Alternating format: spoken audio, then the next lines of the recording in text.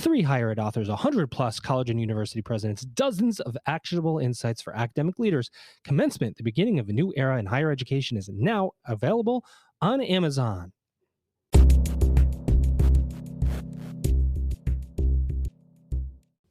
Welcome back, everybody. It's your time to EdUp on the EdUp Experience podcast, where we make education your business. Dr. Joe Solucio back with you again.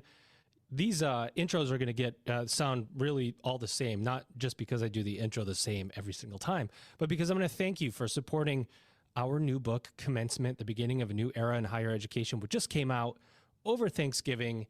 And the support from the EdUp community and higher education community at large has been absolutely incredible. We have pictures all over the internet of people holding up the book and reading it and making notes on it. And it's just an honor to have the support. And so I thank you and will continue to do so. I do want to say that I hope you are resolving yourselves, if your resolutions for New Year's, if you are sticking with them. I don't personally do resolutions because I like to start off the year with great success and not failure or failing my New Year's resolutions right away. I usually say I'm going to work out, and then the first or second day I'm eating instead of working out. So I said I'm going to stop doing that. Anyway, I hope you're healthy. I hope you're ready and willing and prepared for what I think is going to be an awesome 2023 for higher education. I think we're going to have a little bit of a comeback, mark my words, not only in redefining the value of a degree, because I think that is going to, there's a little elasticity in that. I think we're going to start to realize that we do like to be educated, but because we're going to have one heck of a year of technological disruption. ChatGPT, who I interviewed, by the way, if you don't know, a couple episodes ago, I interviewed ChatGPT. I asked it questions. I put it into a text-to-voice application and literally had it respond to my questions. Boy, oh boy, is it changing the landscape right now. I just saw a Today Show.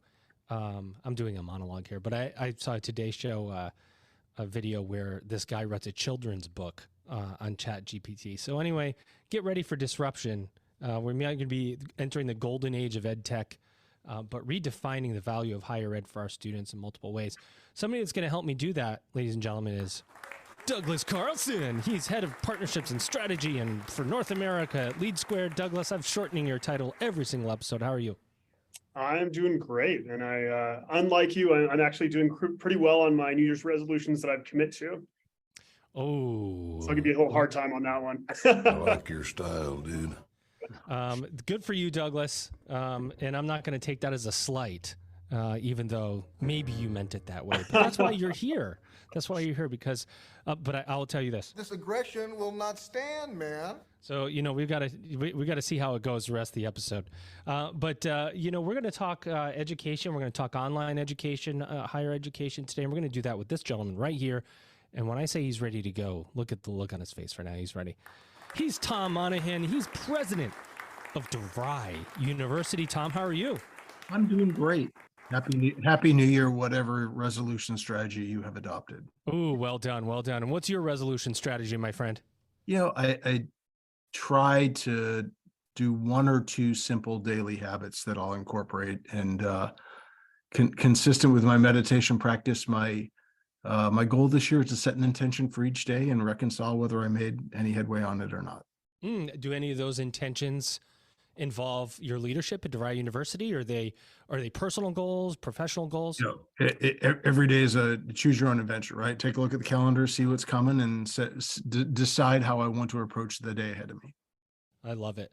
So let's talk about DeVry University. Let's assume, which if you worked in higher education for any length of time, you've heard of DeVry University, but let's assume somebody has not heard of DeVry University. Give us your once over. What is DeVry? Where are you? What do you do? How do you do it? Who do you serve? The whole bit. Sure. In real simple terms, and I'm new to higher education myself, so this is a good reminder for me that I'm probably the rookie on this conversation. Look, DeVry serves a very specific need in U.S. higher education, and that is we connect ambitious but often non-traditional learners to career pathways in the technology economy. We want to give people entry points to thrive in careers and in a workplace which is shaped and reshaped by continuous technological change. So our programming helps people accomplish important career goals against the backdrop of a rapidly digitizing economy. Serve probably just over 27,000 students. I've learned the nomenclature of higher education, where I guess our students are considered non-traditional. By that, I think the sector means that they are not all 18-year-olds who have just finished high school. There are people who are often working as they go through this. There are people with other responsibilities. There are people having impact in their communities, workplaces, places of worship, et cetera. And at the same time, they want to take a big step forward in their careers. Why that is non-traditional, I'm not quite sure, because it is the majority learner in the United States. But I guess we're battling perception, not reality, in that statement. I do that every day, battle perception and reality. I will, working learners is a term that is growing in popularity to describe the adult working student who is more the majority, non-traditional being the new traditional. So the working learner is who you've described. It is a interesting perspective that you have coming from outside higher education in. I think a lot of people who come from the outside get into higher ed, and you see how heavily regulated it is and maybe not expected. Is this how you feel? Yeah, well, I just want to go home. That's it. I don't understand the rules here. I want to go home. Or tell me how you get your arms and your legs around all these regs. It's like tax accounting and, maybe a couple other industries, and higher ed is just very heavily regulated.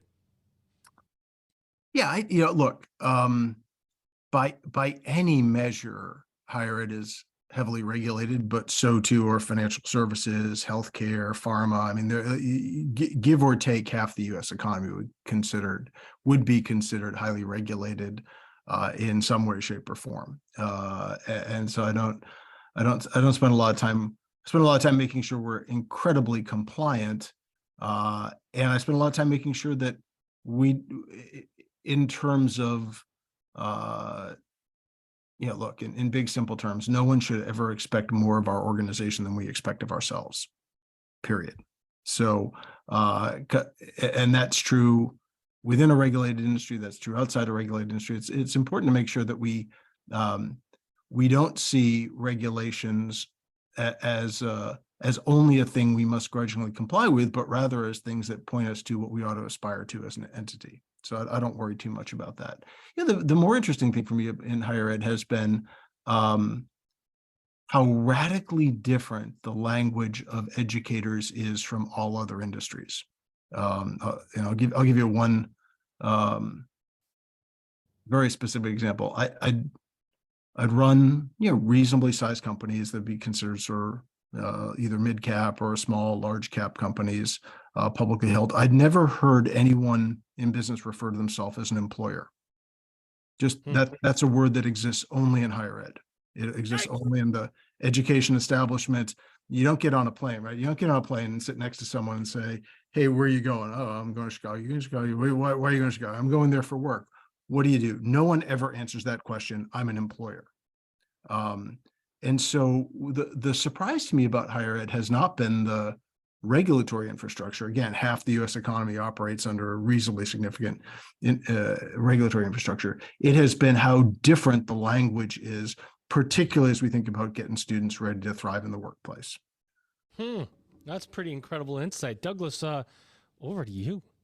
Yeah, well, and I'm actually curious from your personal journey. I know you're very successfully CEO of CEB. You come from a strong kind of Deloitte background. What made you interested in leading DeVry, getting into the educational space? The story goes back to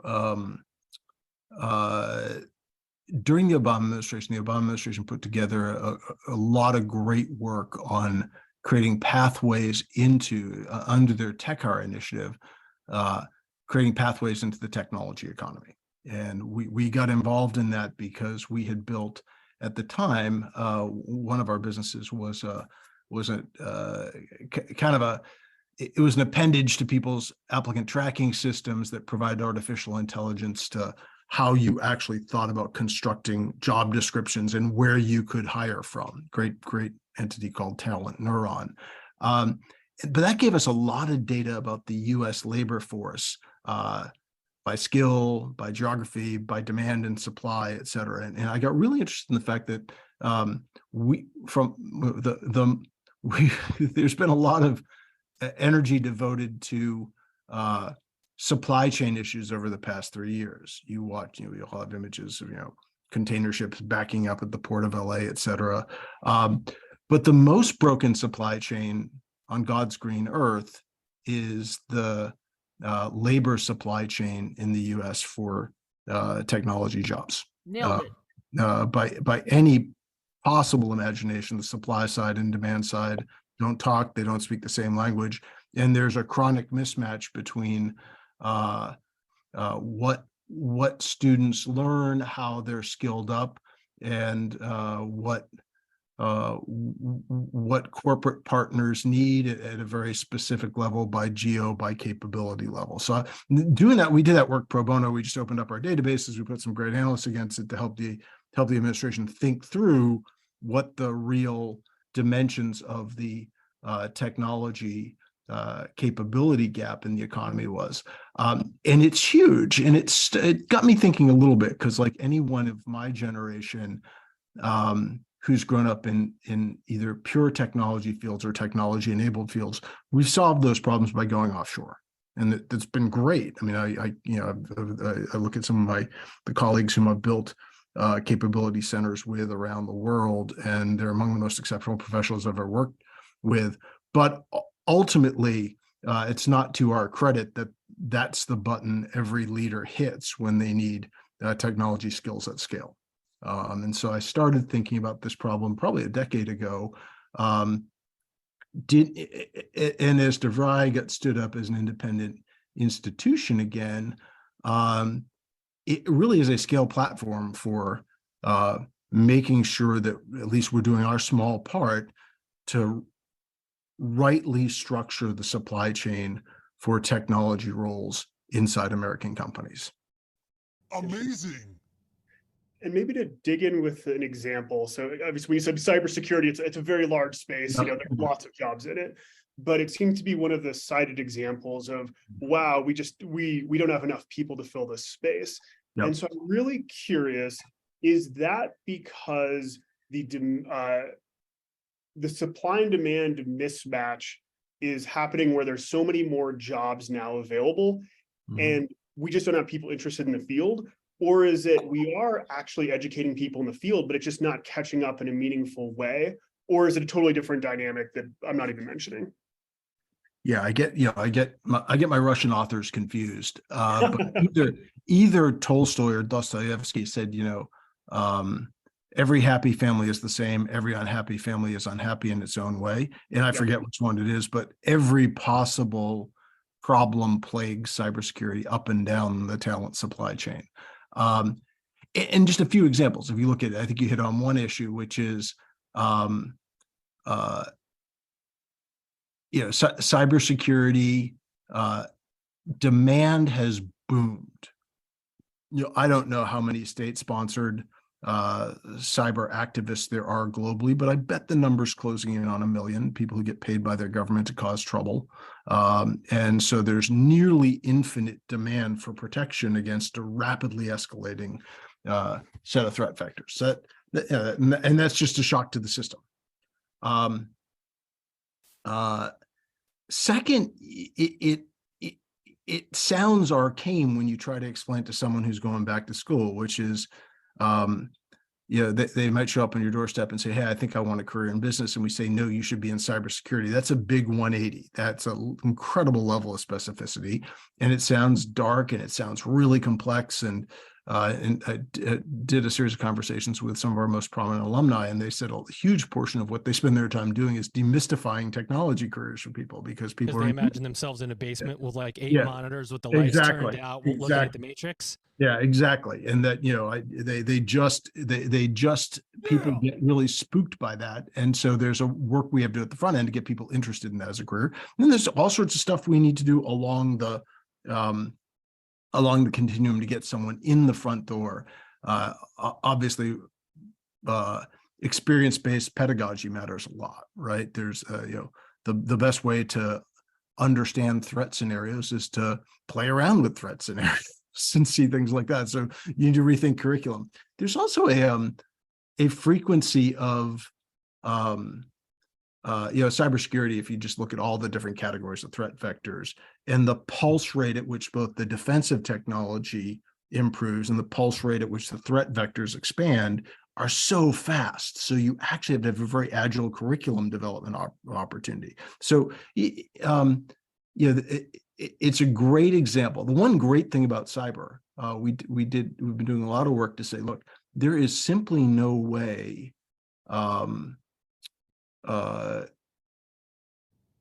we can rely on traditional pools of talent and traditional modes of entry into the labor force to solve this problem. I think, give or take, the rough numbers say we'll create about 40,000 cybersecurity credentials this year in the economy. And that's against a gap of hundreds of thousands. And so, if you just simply look and say, how many decades, assuming no one ever retires or leaves cybersecurity, how many decades will it take our current infrastructure to deliver the cyber talent we need? The short answer is never. And the thing about cyber also that sort of catches your attention is there's no other worthwhile societal goal that can be achieved without adequate protection of our systems and data. Simple example, let's imagine infrastructure. If we're going to pour billions and billions and trillions of dollars in infrastructure, you'd hope it be smart infrastructure. There's nothing more terrifying than a whole bunch of smart infrastructure that is inadequately protected. Creates huge risk. Climate tech. You're not going to get anywhere with climate tech unless you have a robust security infrastructure. So cyber is this sort of little golden thread that goes through a whole bunch of other important activities in the economy. So but no one thinks about it as a supply chain. No one thinks about it as a talent supply chain for one of the most critical elements of our society. Douglas, you look like you're cooking still. Go. Yeah, well, and I'm really curious also because I think you explained it very well, like the different threat vectors and kind of both sides of it evolving so quickly. How do you find the talent to teach that in such a rapidly changing environment? Like, that seems to be like it'd be a huge challenge. Yeah, I think there's probably three answers to that question. One is at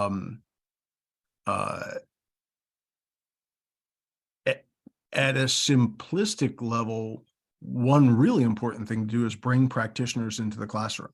One of the great things about cyber, and this is just a shout out to the CISOs I know and the incredible professionals that I've worked with in that space, both at DeVry and beyond, is more than any other corporate function, they have an intrinsic sense of community.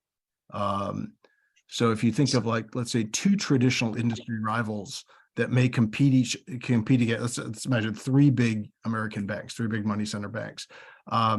Their heads of marketing are out to kill each other, right? They're out to take share. They're out to grow their business at the expense of someone else's. If they launch a new card offer, they're trying to hurt their competitor. But the same threats hit all three of those money center banks. And it's not good for anybody if one suffers, and because it's only, so there's a level of collaboration and community building among the security community that is really inspiring, and in some sense protects us all from harm in ways that they share ideas, they share leads, there's a great interrelationship between the cyber community and the intelligence community. There's a whole bunch of ways in which there's a community there. And as a result, we're kind of lucky in that a lot of those people actually see trying to solve this talent problem as their problem. So they're excited to get in the classroom, they're excited to guest lecture, et cetera. So first things first, engage practitioners, get them into your process.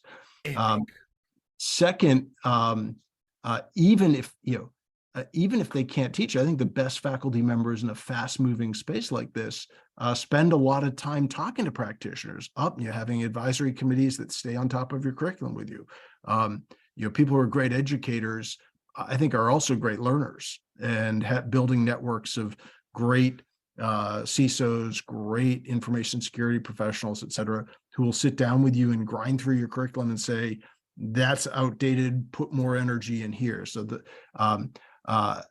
even if a even if a faculty member completed their PhD in engineering 20 years ago, if they're having that conversation 4 or 5 times a year, if they're staying close to alumni in the space, if they're staying close to advisory committees, there's a lot of work that can be done to keep their thinking modern and keep the curriculum modern.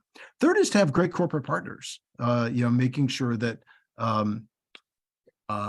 you're inviting the people who are going to hire your students into the process to say, what do you really need? Exactly what jobs do you need? What does and I think in cyber is a great example of, the idea that educate then work is just moronic, right? Because if all you ever learn is what you know day one, and you don't get any smarter from the moment you take a job, in cyber in particular, but really any career path, you're going to be a liability to your organization, if not society. So as we talk with our corporate partners, say, okay, what's the first job you need someone to be able to do, and what do they need to do that? And then where are they going from there? What are the 3 paths from that job to the next job? Is that, are we educating them just for the first job? Are we starting to think about the second job? Do they go to work for you and get their next credential from us while they're working with you? I think in a fast-moving space like this, the idea of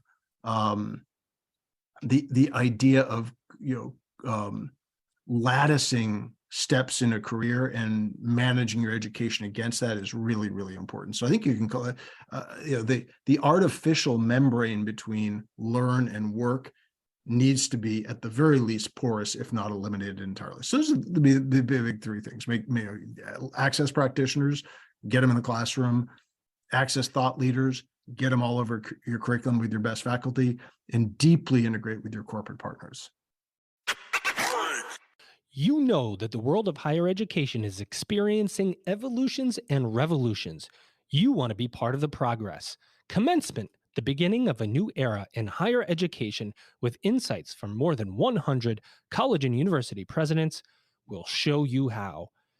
Get your copy of Commencement, the beginning of a new era in higher education now on Amazon right away. We think you're going to love it. It's Amazing. one point that I think comes along with that is the student and what they're after, right? Career, and then they always have this show me the money piece that is important, right? Because there is a perceived there has to be some kind of perception of ROI. What is education today? What is it? Is it direct to job? Is it for the next job? Is it lifelong learning? Is it the student experience and creating better citizens and all of those things? So there's a range and there's a spectrum, and DeVry itself as an institution has gone through a range and a spectrum of its life. And when you look at where DeVry was, Adtalem, and then the whole Palm Ventures and Cogswell of Education, and you come in as president in 2020 and you're taking over an institution that I think has a very unique and necessary space in higher education, particularly for the tech community, for serving the underserved, giving them a pathway towards a degree. Where is DeVry University? And you've been there, going on a year and change or so, or almost 2? Coming up on 3, actually. 3. Yep. So where'd you start? Where are you now? And what's the vision? Yeah, I think I'll key off what you said, which is the wonderful thing about DeVry is that its mission is as relevant today as the day Herman DeVry and Lee DeForest started it back in the 1920s. If you think about, they were technologists, right? They were not, they weren't divinity experts. If you look at sort of the good and great institutions, these were not people trying to train the next generation of ministers or the next generation of thought leaders in the liberal arts. They were technologists who had invented what in their day was the leading edge technology around cinematography and audiology. And they came to a pretty simple observation that's every bit as true today, which is the rate limiting factor in the adoption of transformative technologies is the number of people who can work out in the field to put those technologies to work. Basically, they weren't going to sell a lot of new movie projectors unless people knew how to install them and fix them when they broke. And so they put in place a training school that got people ready to go do that work to power the adoption of the technology.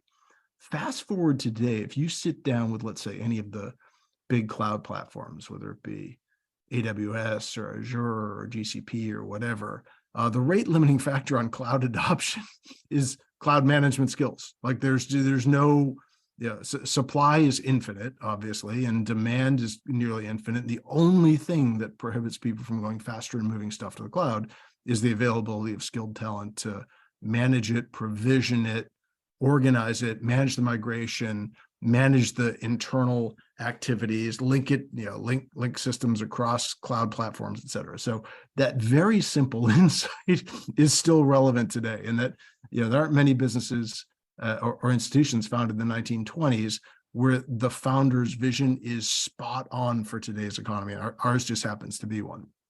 So the DeVry journey is just making sure we don't, we stay true to that mission, that if you are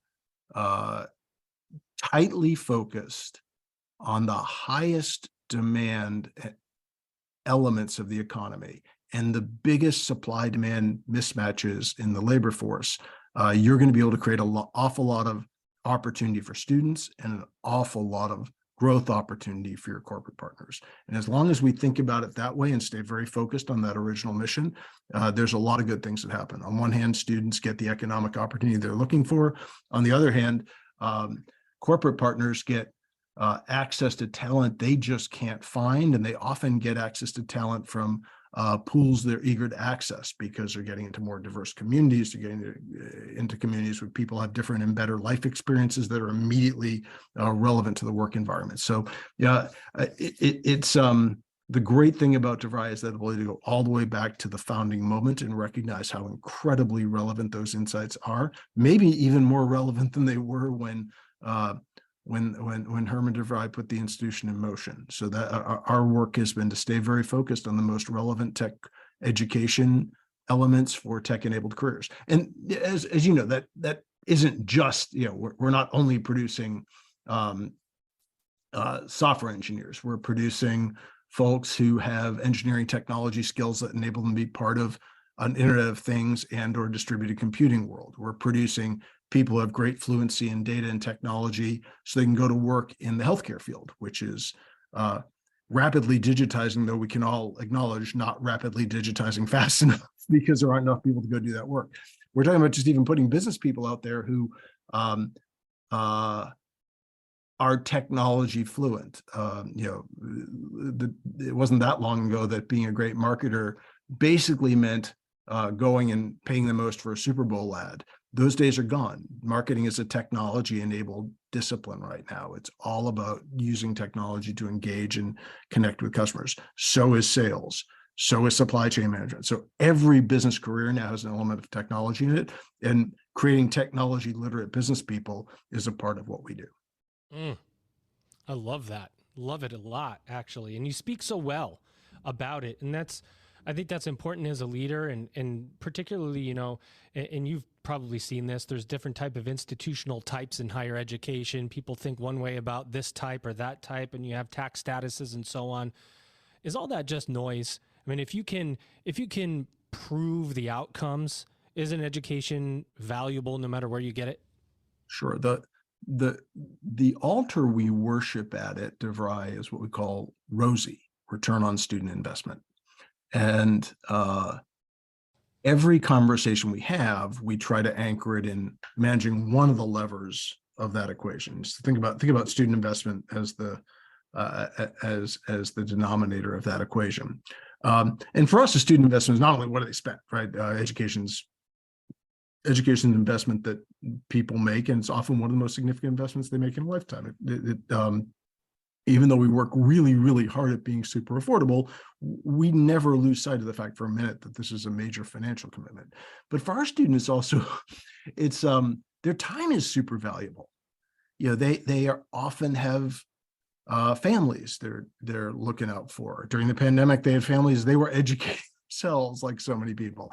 They have jobs, they have responsibilities at work, they have overtime that shows up, they have a colleague who calls in sick and they're doing twice the job. So their time is incredibly valuable. And then as we now know, if we think about the investment someone makes, they're ratcheting up their stress. We think about stress as part of that investment. They're taking on a higher level of life stress for a finite period of time to get this credential. So anything we can do on those three dimensions, reduce cost, reduce time, be very efficient in terms of their time, and reduce stress, reduces the investment. And then we swing around to the top of the equation and go to the numerator. What's the return? Well, you only get a return if you complete your credential, full stop. So we're all about persistence completion first, and that involves a lot of investment and support. Second, relevance. How relevant is what you just learned and completed? So we try to stay very focused on active iterative conversations with our industry partners to make sure we're spot on. And then third, kind of activating that, making sure that final mile of a student who wants to take that next step, having access to, whether it be career support to make sure their LinkedIn profile screams what they know, make sure they have a portfolio of work that they can show off to prospective hiring managers, et cetera, make sure they're tuning their story for automated ATSs and stuff like that. So we see that we sort of work backwards from that simple equation. If you get Rosie right, everything else falls into place.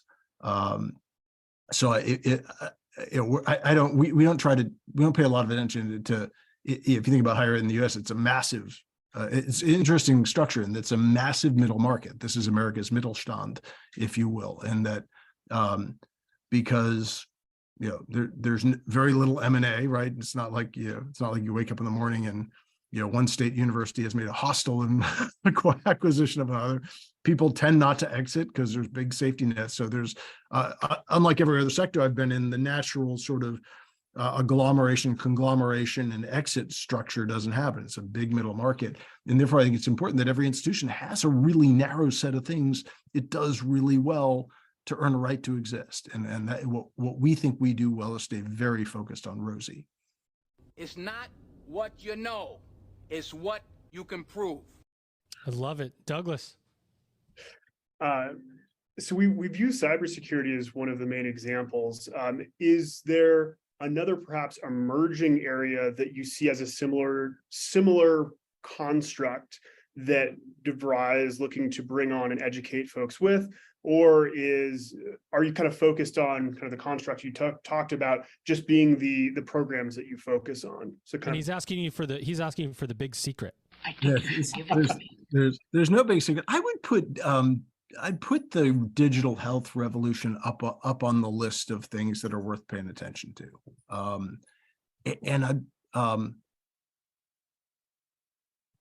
It was kind of interesting having come from outside education, and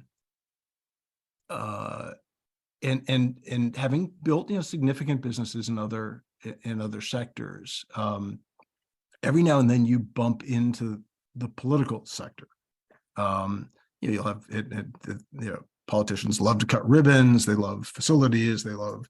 But one of the misconceptions that I've seen in the body politic has been that technology equals startup. You talk to every city wants its own version of take a geographic attribute in their city or district or whatever and slap silicon in front of it. So they want to have Silicon Butte, Silicon Mesa, Silicon Ditch, Silicon Gully, Silicon Alley, Silicon this, Silicon that. And I don't say this to dismiss the importance of entrepreneurship at the heart of American innovation. But any new startup today is explicitly not about creating demand for labor. You wouldn't get funded if you were out in Sand Hill Road saying, what I want to do is employ tens of thousands of people. You're generally encouraged to find ways to automate your around that. You're generally encouraged to find ways that you can operate from a people light perspective. So from a political standpoint, what you worry about is how are we going to get and create great jobs in a technology economy. And healthcare is one of those places where every city has massive medical centers. There's going to be booming demand. We cannot keep up with supply by definition when we age as a society. And when you drive past a massive hospital complex, people, imagine those buildings are full of great healthcare professionals, which they are. But every one of those massive complexes has really three distinct business models. One is a care portion, which is great. Nurses, clinicians, doctors, all that stuff working with patients. Then there's basically a huge bank. It's a huge payments infrastructure in there because our payment structure is so complicated. Then there's a huge technology enterprise. And by definition, we're not producing nearly enough clinicians. So the technology stuff has to work. We have to get a lot more leverage from the amazing clinicians we do have. And that's just math. Supply is growing much faster. Demand is growing much, much faster than supply because people like me are old, getting older. There's more of us. And the supply of clinicians cannot possibly keep pace. So we have to look at technology and all the different ways that technology can help enable, help reduce stress on, help support clinicians. So we look at that and say, and quite literally, it's a challenge that affects every metropolitan area in the United States. So it's not going to be a clustering type thing. There's not going to be three big innovation centers, and the rest of the country is going to go wanting for the economic opportunity. So we look at digital health as a huge, huge societal imperative, and it marries up, deep understanding of the arcane nature of healthcare and the very special needs you need, very special capabilities you need to thrive there, with an understanding of technology and business process. And so we think that's a huge opportunity, and we think it's vital we get after it. But it's one of five, right? There's 5, 6, 7 other huge jet streams that are out there. They're going to power demand for the type of talent that DeVry supplies. Well, no, go ahead, Douglas, go. I was about to say, it's so refreshing. So, I worked in technology a long time, and how you win is you cut FTEs. You literally get your revenue from having less people employed, and that's where so many technologies get their margin. And it's just so refreshing to hear this. Like I'm right here in Denver, and I can actually see Guild's office, and they do something similar. So it's just like refreshing to hear we're trying to power the workforce opposed to eliminate jobs. So not a question, which is more of a statement. So please, back to you, Joe. Well, we like to end every episode. By the way, I love everything that you've had to say. I'll tell you that. It's just very intelligent and thought out, and a lot of insights on this episode. We ask the same final 2 questions of every guest. Number 1, what did we not say about DeVry University? Anything that you want to bring up on your mind, kind of plug whatever you want to say about DeVry. And then secondarily to that, what do you see as the future of higher education? Sure. Probably the one thing I'd say about DeVry, one of the, I'm going to give a shout out to our faculty, which is I'm new to higher ed. And every time you sort of get together with higher ed, you hear, stories about faculty. And I got to be honest with you,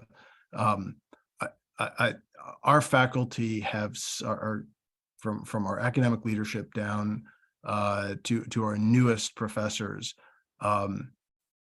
really shape the mission of DeVry and bring it to life along with our student advisors and with the people who work with our students. I think most organizations, when I talk to people about mission, we talk about closing at DeVry, we talk about closing the opportunity gap by helping students thrive in a world of continuous technological change. People talk about how do you get the organization to buy into the mission. I found the challenge at DeVry was much more how do you get the mission statement to reflect the exceptional work done by our people every day. Oh, the mission came from the people, not from the administration. And no one in our administration would dispute that. I love the fact that the people who work with our students in the classroom and outside the classroom do such exceptional work. The future of higher education. Look, the correct answer is, since I'm new to it, is beats me, right? It's the only. That's what I say too. It's good. But the part of higher education I have to worry about is the part that's deeply connected to the economy.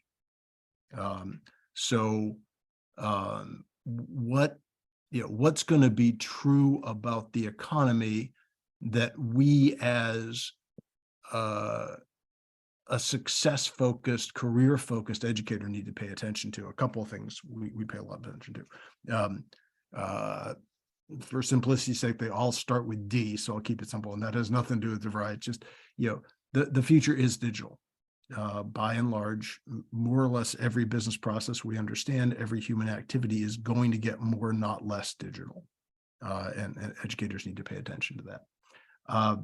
Second is the future is more data rich. Every digital activity creates data and the ability to,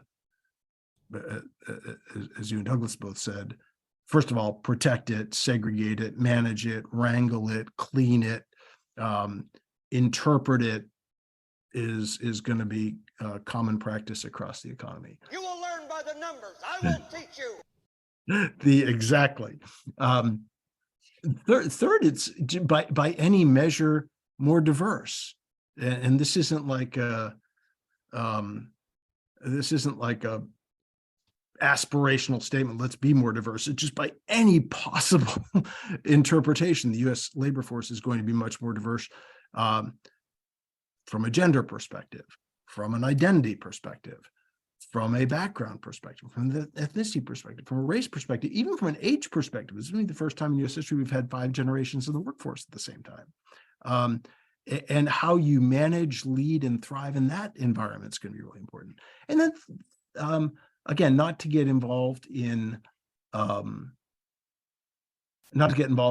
of like, are we going to work 3 days from the office or 4 days, whatever. We just have acknowledged that work is going to be more distributed, that it will be distributed across time zones, be distributed across locations. Will be distributed. It's enabled by digitization. There's no way we're going back to everyone get in the car at 7:30, sit in traffic for 48 minutes to send an email.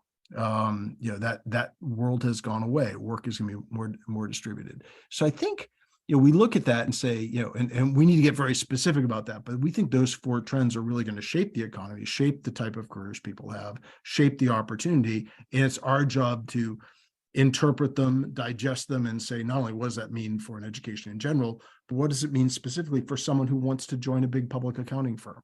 What are they going to need to know? As let's say, as accountancy looks more and more like data science, how do those curriculums come together in interesting ways? So taking those trends and applying them to each and every career track that our students aspire to is our job.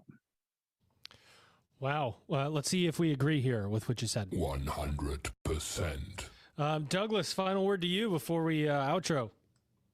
No, this was an absolute pleasure. So thanks for diving deep with us, and the thoughtful answers are so appreciated. Great, wonderful, thanks. So this is it's one of those classic, not only a participant but a consumer. So I love these conversations, and I'm delighted to be a very tiny star in a very bright constellation. Well, we appreciate that. One person that appreciates it is Douglas Carlson. He, of course, is my guest co-host today. Douglas, great to have you back. And, of course, Lead Squared, great partner of EdUp. We appreciate you and everything you do to help us change the narrative around higher education. And, of course, our guest, your guest today, he's Tom Monahan. He's president of DeVry University. What a pleasure and honor to have you here, sir. We hope you had a good EdUp experience today. Thanks so much. All right, guys. Ladies and gentlemen, you've just EdUp'd. It's time to Level up. The beginning of a new era in higher education begins with you. Order your copy of Commencement, The Beginning of a New Era in Higher Education by Kate Colbert, Dr. Joe Salustio, with contributions by Elvin Freitas. It's higher education's must-read book of 2022. Discover how you can seize the moment to change higher education forever. Commencement, The Beginning of a New Era in Higher Education, now available on Amazon. For bulk orders, contact Kate, Joe, or Elvin